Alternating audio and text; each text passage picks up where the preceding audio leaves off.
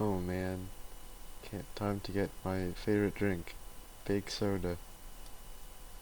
This What? vending machine is out of big soda. This vending machine is out of big soda. This vending machine is out of big soda.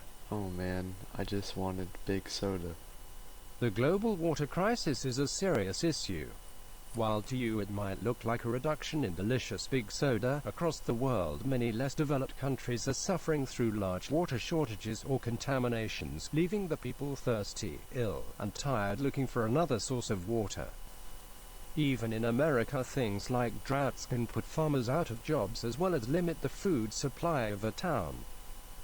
They can also limit the amount of water one uses each day, making it more difficult to do proper sanitation processes. Now I am going to pass the mic to my friend Drive, scientist who will teach more about the global water crisis. Hey, I'm Drive, scientist. Today I'm gonna teach you about the global water crisis. As you can see from this pie chart, the planet has a lot of water. In fact, around 70% of the planet's surface area is taken by water. Unfortunately though, only about 3% of that water is freshwater, meaning us humans can drink it. And if you factor in that half of that freshwater is frozen in ice caps, that means only around 1.5% of the Earth's water is drinkable. Wow, this is bonkers. I know.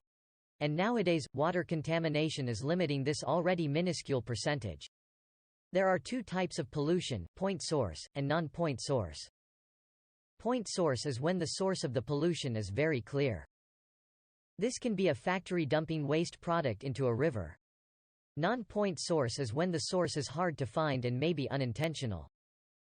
This could be pollutants being carried to rivers by rain or snowfall. Regardless, both types of pollution often contaminate the water we drink.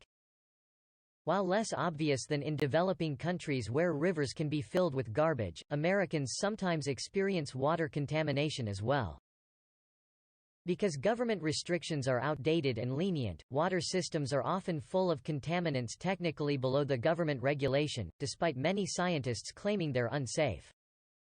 Oh man, that's not good. Pollution is not exclusive to freshwater, however. One of global warming's most adverse effects take place in the ocean, which becomes more acidic as global temperature increases. While the decrease in pH levels are tiny, they are still enough to decimate coral populations that many species rely on for shelter and prey, because many fish flock to the reefs.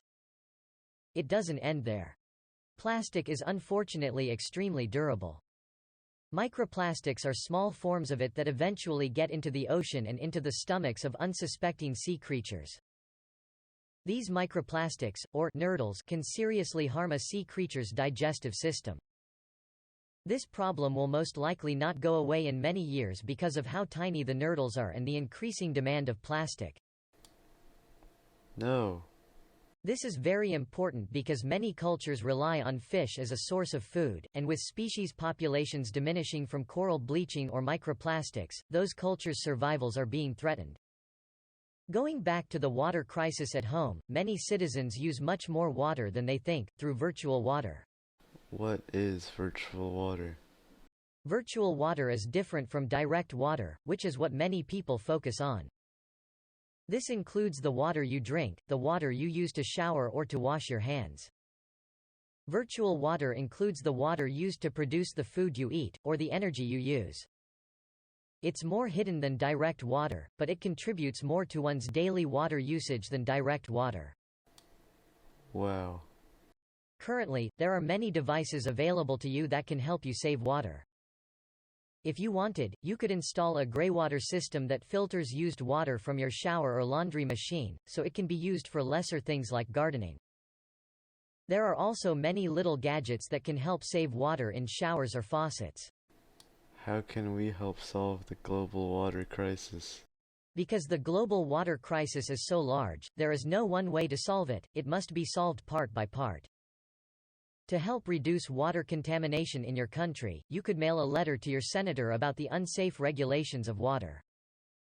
There are also many organizations out there taking donations that help with many of the water crisis's different parts.